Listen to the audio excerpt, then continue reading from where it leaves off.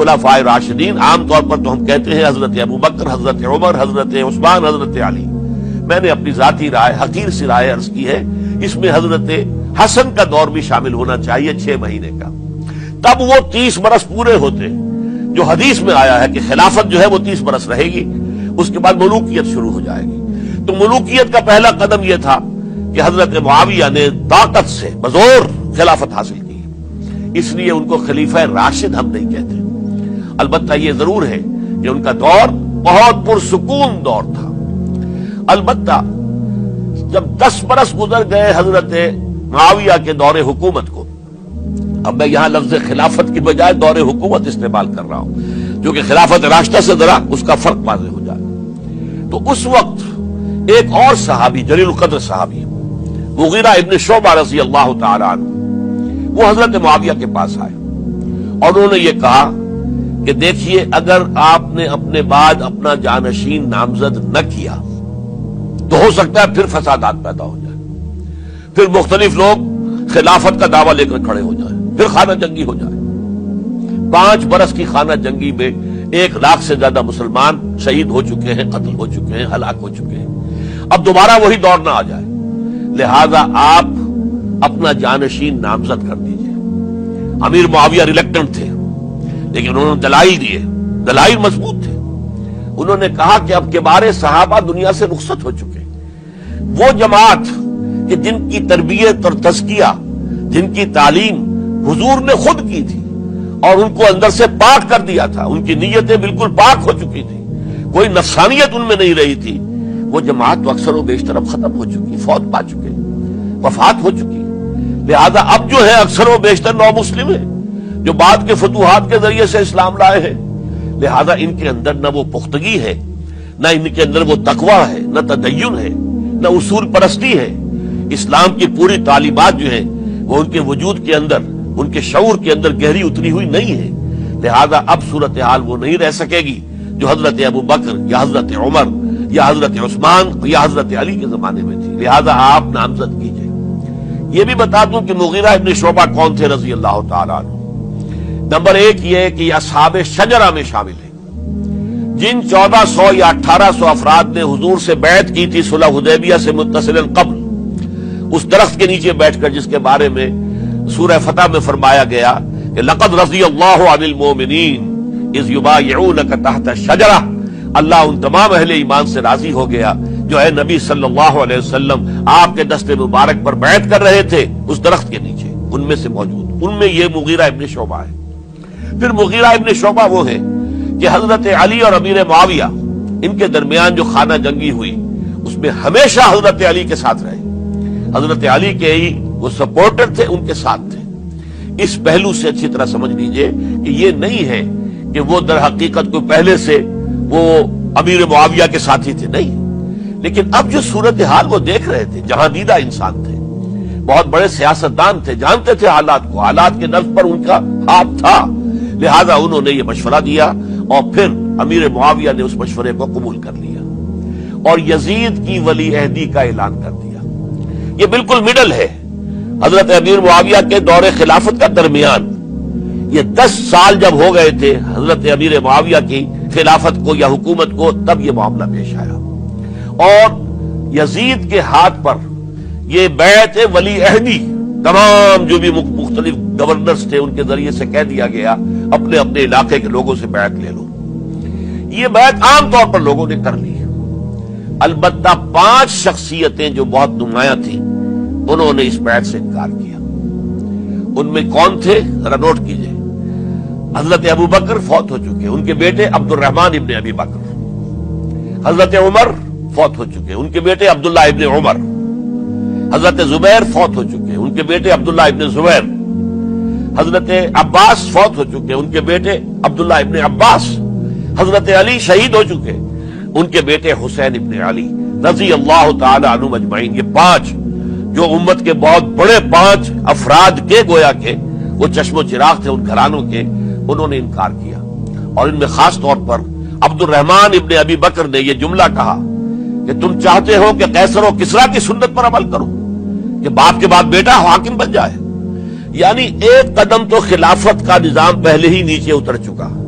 مشاورت سے تو حضرت امیر معاویہ کا بھی جو نسب ہوا ہے وہ مشاورت سے نہیں ہوا۔ ایک درجے میں وہ جو اللہ تعالیٰ کے رسول نے عمارت بنائی تھی شاندار، اس خلافت کا جو سیاسی نظام تھا، اس میں ایک تو کڑی آ چکی زوال کی کہ ایک شخص نے طاقت کے ذریعے سے خلافت حاصل کر لی۔ اب اس کی اگلی کڑی لانا چاہتے ہو کہ کیسر و کسریٰ کے طریقے سے خاندان کے اندر، ایک قبیلے کے اندر یہ خلافت جو ہے یا حکومت جو ہے نسل بعد نسل، باپ کے بعد بیٹا اور بیٹے کے بعد پوتا، اس کو ہم کبھی گوارا نہیں کریں گے۔ حضرت امیر معاویہ بہت دانشمند انسان تھے، انہوں نے ان پانچوں حضرات پر کوئی تشدد نہیں کیا، کوئی جبر نہیں کیا، بلکہ رہنے دیا، ٹھیک ہے یہ بیعت نہیں کر رہے، ابھی تو بیعت ولی عہدی ہے، کوئی حرج نہیں۔ لہذا کوئی جھگڑا، کوئی اس وجہ سے کوئی فساد، اس بنا پر کوئی جنگ نہیں ہوئی۔ 10 سال گزر گئے، یعنی 10 سال تک یزید ولی عہد رہا ہے، 10 سال تک، اور اس سوائے ان 5 بڑی شخصیتوں کے جو پوری امت تھی، عوام الناس تھے، ان سب نے اسے قبول کیا۔ یہ صورتحال اب جب پیدا ہوئی جب حضرت امیر معاویہ کا انتقال ہو گیا، یہ سن 60 ہجری ہے، اب سوال پیدا ہوا کہ وہ ولی عہدی کی بیعت اب بیعت خلافت میں منتقل ہو جائے گی۔ لہذا پھر یہ ہوا کہ سب لوگوں سے، سب گورنروں کو لکھ دیا گیا تمام صوبوں کے اندر کہ اپنے اپنے لوگوں سے بیعت لے لو۔ ظاہر بات ہے کہ وہاں کوئی ریفرنڈم نہیں ہوتا تھا، کوئی ووٹ نہیں ہوتے تھے کہ اس کی پرچیاں ڈالی جا رہی ہوں، ایک ایک شخص سے رائے لینا نہیں ہوتی تھی، بلکہ اس وقت کی جمہوریت یہ تھی اور شورائیت یہ تھی کہ ڈفرنٹ کلینز ہیں، ڈفرنٹ فیملیز ہیں، ڈفرنٹ ٹرائبز ہیں، ان کے سردار، ان کے بڑے لوگ، ان کے اہم لوگ بیعت کر لیں تو گویا کہ سب کی بیعت ہو گئی۔ وہ ایک قبائلی نظام تھا اور اس میں یہ نہیں تھا نظام کے ووٹ بنے ہوئے ہوں اور اس کی پرچیاں ڈالی جا رہی ہوں۔ تو تمام عالم اسلام نے گویا کہ بیعت قبول کر لی اب یزید کی بحیثیت خلیفہ۔ اب وہ جو 5 آدمی تھے ان میں سے ایک فوت ہو چکے تھے، حضرت عبد الرحمن ابن ابی بکر رضی اللہ تعالی عنہما، دونوں فوت ہو گئے، لیکن باقی 4 رہ گئے۔ ان 4 کو نوٹ کیجئے، یہ بڑا سینسٹیو ایشو ہے جس پر میں اب گفتگو کر رہا ہوں۔ ان 4 میں کون ہے؟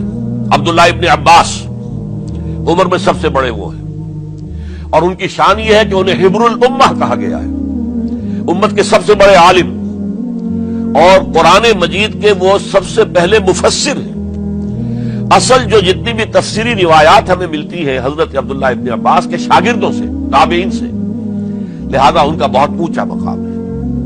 حضرت عبداللہ ابن عمر، ان کا مقام بھی آپ کو معلوم ہے، حدیثوں کی کتنی بڑی تعداد ہے جو عبداللہ ابن عمر سے مروی ہے، اور اس کو سلسلۃ الذہب کی پہلی کڑی کہا جاتا ہے۔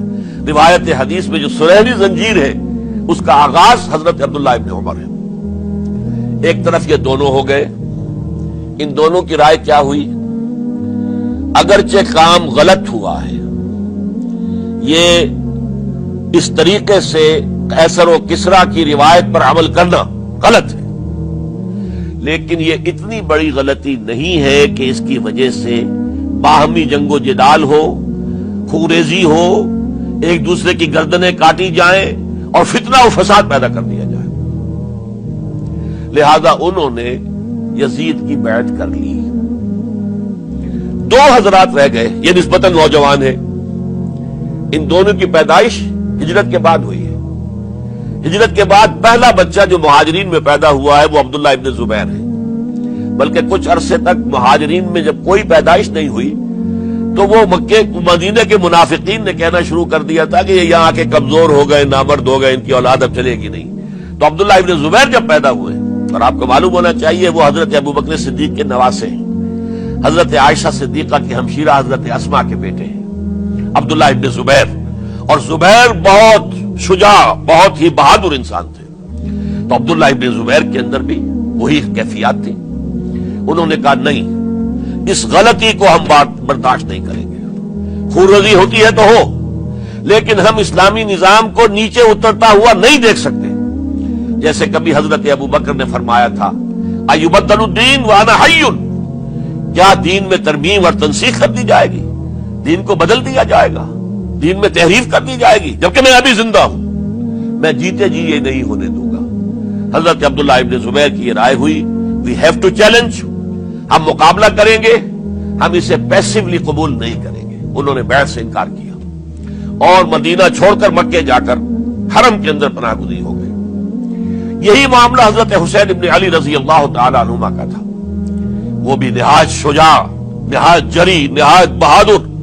انہوں نے بھی کہا کہ یہ غلط قیصر و کسریٰ کی روایت جو شروع ہو رہی ہے اسے ہم نے ریزسٹ کرنا ہے اور اسے ہم آگے نہیں چلنے